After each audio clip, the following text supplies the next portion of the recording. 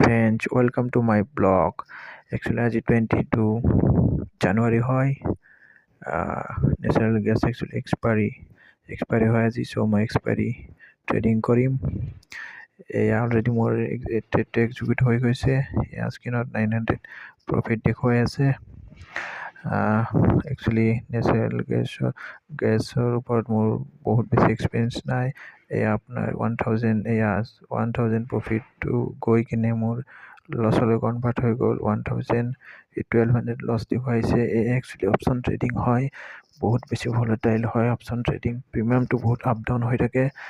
অলপ আগতে মোৰ 1200 প্ৰফিট দেখুৱাইছিল, তাৰপিছত লছলৈ কনভাৰ্ট হৈ গ'ল। একচুৱেলি সেইটো লছটো মোৰ 2000লৈ গৈছিলে। যিয়ে নহওক, লছটো ৰিকভাৰী হৈ লাহে লাহে সেইটো প্ৰফিটেবল হ'ব ধৰিছে। আচলতে মই 2015 পৰা ট্ৰেডিং আৰু ইনভেষ্টমেণ্ট কৰি আহিছোঁ। ইন জেনেৰেলি মই নিফটি আৰু বেংক নিফটিৰ ওপৰত একচুৱেলি ট্ৰেডিং কৰোঁ, অপশ্যন ট্ৰেডিং। ষ্টকৰ ওপৰত একচুৱেলি মই ট্ৰেডিং নকৰোঁ, অকল ইনভেষ্টমেণ্ট কৰোঁ ষ্টকৰ ওপৰত। এতিয়া মই লাহে লাহে একচুৱেলি কমোডিটিৰ ওপৰত ট্ৰেডিং কৰিবলৈ লৈছোঁ। বেছি দিন হোৱা নাই, এমাহমান হৈছে। এয়া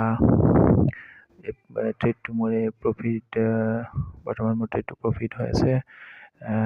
আপোনালোকে চাই থাকিব শেষলৈকে কি হয়, ট্ৰেডটো প্ৰফিটেবল হয় নে নহয়। একচুৱেলি আজি মোৰ ছেকেণ্ড ডে হয় নেচাৰেল গেছৰ ওপৰত ট্ৰেডিং। ফাৰ্ষ্ট ডে মই একচুৱেলি 2000 প্ৰফিট হৈছিলে, এইটো কেপচাৰ কৰিবলৈ নহ'ল। চ' আজি মোৰ ছেকেণ্ড ডে হয়। চাই ল'ব আপোনালোকে ট্ৰেডটো মোৰ প্ৰফিট হয় নে লছ হয়।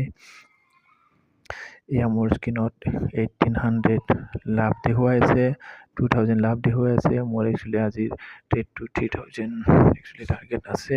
3000 হ'লে মই একচুৱেলি এক্সিট কৰিম ট্ৰেডটোৰ পৰা।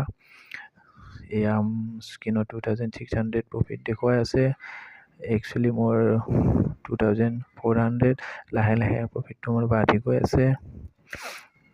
এয়া আপোনাৰ এতিয়া 813 হৈছে। 813ত মোৰ প্ৰফিট 2600 দেখাইছে। একচুৱেলি 3000 হ'লে মই এক্সিট কৰিম ট্ৰেডটো। এয়া আপোনাৰ এতিয়া ট্ৰেডটো 2600 প্ৰফিট দেখুৱাই আছে। একচুৱেলি অপশ্যন ট্ৰেডিং, এয়া মই অপশ্যন ট্ৰেডিংটো এয়া হয়, বহুত ভলাটাইল হয়। এয়া মই 3000 প্ৰফিট হৈছে, মই ট্ৰেডটোৰ পৰা এক্সিট কৰিম। এই ওলাই আহিলোঁ ট্ৰেড